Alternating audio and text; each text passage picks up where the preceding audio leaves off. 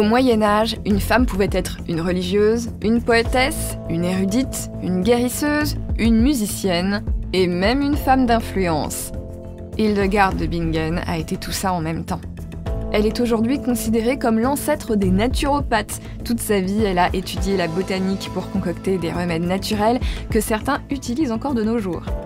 C'est l'histoire de cette sainte qui a marqué l'Allemagne médiévale que je vais vous raconter aujourd'hui en partenariat avec Madame Figaro.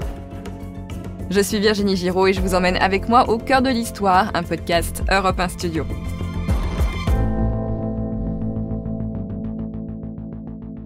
Hildegarde de Bingen, une sainte religieuse au Moyen-Âge.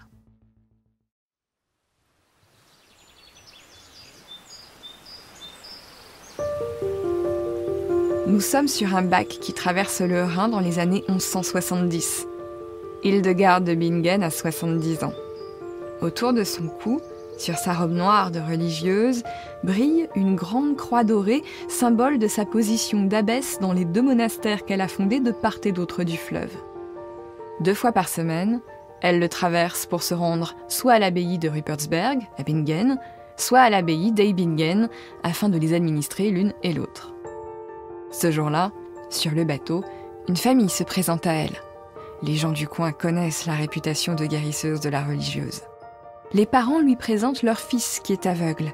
Alors, Hildegarde prend un peu d'eau du Rhin et lave les yeux de l'enfant. Après un instant, le petit recouvre la vue. C'est un miracle. Mais ce n'est pas très étonnant. Hildegarde de Bingen, la prophétesse teutonne comme on la surnomme, a la réputation d'être une sainte.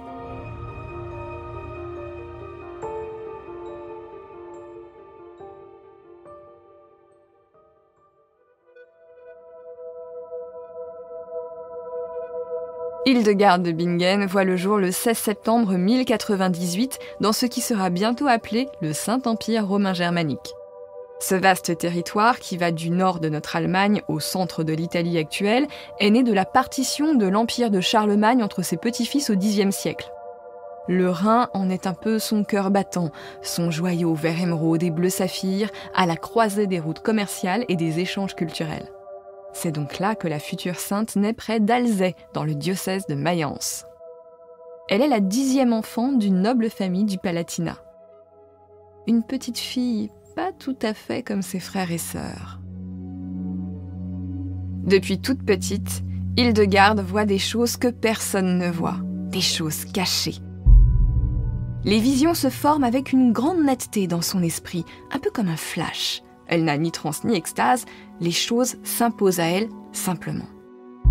Un jour, elle prédit la couleur exacte d'un veau qui n'est pas encore né parce qu'elle l'a vu dans sa tête. Et puis, elle voit aussi une grande lumière qui irradie dans le ciel. L'enfant comprend vite qu'il ne faut pas parler de tout ça parce que ça gêne les adultes autour d'elle. Alors pour le moment, toutes ces visions, elle les garde pour elle. Il est probable que sa famille considère que cette petite fille bien particulière n'est pas bonne à marier et que sa place est dans un couvent au service de Dieu. On a souvent dit que la petite Hildegarde avait été placée dans un monastère à l'âge de 8 ans. La recherche récente semble prouver qu'elle a plutôt 14 ans au moment où elle y entre pour parfaire son éducation. À l'époque, tout ça est assez banal pour une fille de bonne famille. L'adolescente est donc placée sous la protection de Jutta von Sponheim, une amie de sa famille un peu plus âgée qu'elle, devenue moniale bénédictine dans la partie féminine du monastère de Disibodenberg. 2 ans plus tard, Hildegarde décide de devenir bénédictine à son tour. Elle a 16 ans quand elle prend le voile et décide de suivre la règle de Saint Benoît. Saint Benoît a fondé son ordre religieux au VIe siècle. La devise des bénédictins, c'est « ora et labora », prie et travail. La vie des bénédictins est donc partagée entre les louanges du Seigneur et le travail manuel, 2 choses qui plaisent beaucoup à la jeune Hildegarde. Dans son couvent, Hildegarde continue à avoir des visions. Alors il est impossible d'appréhender les visions de la religieuse allemande avec notre rationalité du XXIe siècle. Tous les historiens du Moyen-Âge et même les psychologues vous le diront. Le monde d'alors n'est pas le nôtre. On croit en les prophétesses. Il n'y a rien de fou à ce que les anges ou les saints vous parlent. Par contre, Ce qu'on redoute alors, c'est que les visions ne soient pas envoyées par Dieu, mais par le diable qui chercherait à vous tromper et à vous perdre. Mais comment faire pour être certaine que ces visions sont bien divines sans finir sur un bûcher ? Hildegarde décide de s'en ouvrir à l'un des religieux les plus respectés de son temps, Bernard de Clairvaux. Le religieux français est un peu plus âgé qu'Hildegarde. Il est originaire de Bourgogne et il est directeur de conscience. C'est l'équivalent d'une sorte de guide spirituel pour d'autres religieux, mais aussi pour des laïcs puissants qui s'en remettent à lui. Bernard de Clairvaux est un militant catholique intransigeant qui prône les mortifications. La douleur approche de Dieu. Et il promeut aussi l'ordre cistercien, dont l'un des chœurs est l'abbaye des Cîteaux en Bourgogne. Bernard de Clairvaux est donc tout sauf un tendre, mais il rassure Hildegarde. Ses visions viennent bien de Dieu, elle peut les accueillir sereinement. C'est une grâce pour la religieuse, et sa soif d'apprendre aussi. Et ça, c'est une autre grâce. Sa passion, c'est la botanique. Cette science en est encore à ses balbutiements, mais Hildegarde se procure manifestement différents ouvrages, probablement en latin, qui lui permettent de comprendre les propriétés des plantes. Beaucoup diront que sa connaissance des végétaux était purement intuitive, qu'elle lui était inspirée par Dieu. Plus prosaïquement, les historiens ont bien compris que Hildegarde travaille beaucoup pour accumuler des connaissances et fabriquer des remèdes à base de plantes qu'elle cultive dans les jardins du monastère. Elle connaît même les plantes exotiques, comme le galanga venu d'Asie, qui, une fois réduit en poudre, fait baisser la fièvre. Elle sait aussi quelles plantes permettent de renforcer l'organisme pour éviter de tomber malade.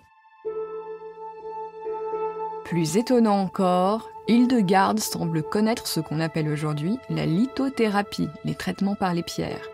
Elle aurait compris que les pierres bleues, comme le lapis lazuli ou l'azurite, auraient des pouvoirs analgésiques et apaisants. En filigrane, on comprend bien que Hildegarde de Bingen connaît les antiques théories médicales, comme la théorie des humeurs. Pour bien se porter, il faut trouver une sorte d'équilibre et lorsqu'on est malade, il faut que le corps retrouve cet équilibre. Par exemple, elle considère que la framboise est froide et qu'elle lutte donc contre la fièvre, que l'épeautre améliore le sang et met de l'allégresse dans l'esprit des hommes. La pomme, quant à elle, nettoierait l'intestin. On sait maintenant que ce fruit est bon pour lutter contre le cholestérol, d'où la sagesse populaire. Une pomme tous les matins éloigne le médecin, surtout quand on vise bien. Le dernier hexasyllabe est évidemment une taquinerie qui n'est pas de moi, mais ça m'amuse beaucoup. En fait, en regardant attentivement les remèdes d'Hildegarde de Bingen au vu de nos connaissances médicales aujourd'hui, on voit qu'elle donnait des recettes qui aidaient à rester en bonne santé et qu'elle avait une vraie maîtrise des propriétés des plantes. Bref, je vous disais que Hildegarde travaille dur et bientôt, les gens pauvres de la région viennent lui demander son aide pour guérir. Ça ne tarde pas à lui faire une sacrée réputation dans le diocèse de Mayence, elle qui refuse que la douleur devienne une sorte de vice pour ceux qui affirmeraient vaniteusement souffrir comme Jésus sur la croix. L'intérêt du public à son égard et sa noble naissance ne tardent pas à faire d'elle la candidate idéale pour devenir la prieure puis l'abbesse de son couvent en 1136 à l'âge de 38 ans. Ça signifie qu'elle est la directrice de son couvent, même si une femme doit toujours rester officiellement sous la tutelle d'un membre masculin du clergé. Quelques années plus tard, vers l'âge de 42 ans, elle a une nouvelle apparition. Cette fois, Dieu l'enjoint à écrire ses visions et le savoir qu'elle a accumulé. Évidemment, Hildegarde de Bingen obéit à son créateur, mais elle commencera par un exercice d'humilité très convenu à son époque. Déjà, prendre la plume en tant que femme, ce n'est pas une évidence puisque l'éducation des femmes est assez limitée. Elle doit donc bien dire que c'est Dieu qui lui demande d'écrire. Ensuite, elle doit faire preuve de modestie, parce que l'orgueil d'être un auteur et un sachant sont des choses diaboliques. Elle écrit donc, en 1151-52, l'ouvrage dont on abrège le titre en Scivias pour Scivias Dei, connaît les voies du Seigneur. Elle y écrit ses visions divines. Au départ, la religieuse rédige ses brouillons sur des tablettes de cire qui sont ensuite recopiées sur parchemin par des copistes et des enlumineurs. Le Scivias est décrit aujourd'hui comme une sorte de catéchisme où elle explique l'histoire sainte, la morale, la manière de prier et les sacrements. Dans une période de l'histoire où l'Église est en crise, elle redonne ses lettres de noblesse à la foi et replace l'humain au centre de la création, car il est le seul à détenir son libre arbitre. Il y a aussi quelque chose de philosophique chez Hildegarde. L'homme est tout petit par sa taille, mais immense par son âme, et chez elle, le corps et l'âme sont toujours liés. Le Skwias est un succès littéraire dans le monde religieux, à tel point que quelques pages en sont lues lors du Concile de Trêves de 1147. Le pape, qui ne sait pas trop quoi penser au sujet d'Hildegarde, se tourne vers Bernard de Clairvaux qui fait l'éloge de la religieuse du Saint-Empire. L'Église va donc considérer qu'elle peut maintenant s'attacher à diffuser ses écrits. Dès lors, Hildegarde écrit d'autres ouvrages, notamment sur les plantes et les remèdes. Elle répertorie toutes ses recettes médicinales dans 2 livres, Physica et le Causae et Curae. Aujourd'hui, quand on lit attentivement ces livres, on remarque un mélange de connaissances tirées des remèdes populaires, mais aussi de la pharmacopée de l'Antiquité. En 1150, une nouvelle vision lui intime l'ordre de fonder un nouveau monastère tout près du petit port de Bingen. Même si l'ordre vient de Dieu, Hildegarde doit négocier avec ses supérieurs de la partie masculine du monastère de Disibodenberg. Et pour cause, pour les moines. Laisser partir les bénédictines, c'est renoncer à la dot qu'elles emmènent avec elles en entrant dans les ordres, dot qui enrichissent considérablement le monastère. Mais en négociant habilement des terres contre la restitution des dots, Hildegarde parvient à fonder son monastère de Rupertsberg près de Bingen. Ce bâtiment peut accueillir 50 bénédictines. Comme la religieuse est inspirée par Dieu, c'est elle qui donne les plans de son nouveau monastère aux maçons, ainsi que la recette du ciment qu'il faudra utiliser. Décidément, Hildegarde, qu'on appelle maintenant Hildegarde de Bingen, est une véritable érudite. Comme son monastère est vite trop petit, elle en fonde un nouveau de l'autre côté du fleuve en 1165, celui de Eibingen. L'abbesse est désormais une femme très puissante. Elle correspond avec tous les grands de ce monde. Elle écrit au pape et fustige le manque d'ambition de l'Église composée de prélats, je cite, « tout juste bons à chasser les mouches en été ». De même, elle n'hésite pas à égratigner l'empereur Frédéric Barberousse, qu'elle conseille parfois. Elle lui écrit qu'il doit faire preuve d'humilité pour ne pas offusquer Dieu et que son devoir est de se mettre au service de l'Église. À l'époque, ça signifie être au service du pape, qui est une sorte de chef d'État spirituellement au-dessus de tous les rois, et c'est là qu'on voit qu'Hildegarde de Bingen fait aussi de la géopolitique. Après tout ce qu'elle entreprend, c'est pour la diffusion de la foi. À la fin de sa vie, elle va même prêcher dans les églises et les nouvelles cathédrales à peine sorties de terre dans la région de Mayence pour lutter contre les hérésies et l'affaiblissement de la foi. Son aura et son succès lui valent bien des ennemis, y compris même au sein de l'Église. Pour la punir de son audace, sa hiérarchie, qui la jalouse, interdit les chants dans ses abbayes. Cette décision injuste brise le cœur d'Hildegarde. Il faut dire qu'elle a rompu avec les chants grégoriens pour faire jouer sa propre musique. La religieuse prétend entendre les chœurs des anges et elle les retranscrit sous la forme de partitions. Sa dernière année de vie sans musique et percluse de douleur est assez triste.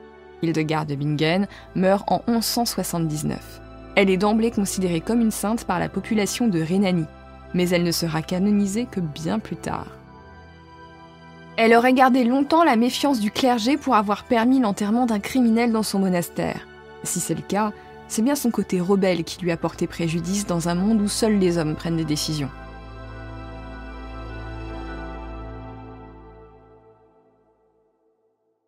Le pape Benoît XVI, qui est considéré comme un grand théologien, connaissait bien les écrits de Hildegarde de Bingen et il s'en inspirait pour ses propres réflexions sur la foi et l'humanité. C'est grâce à lui qu'elle est canonisée en 2012, quelques mois avant de devenir docteur de l'Église.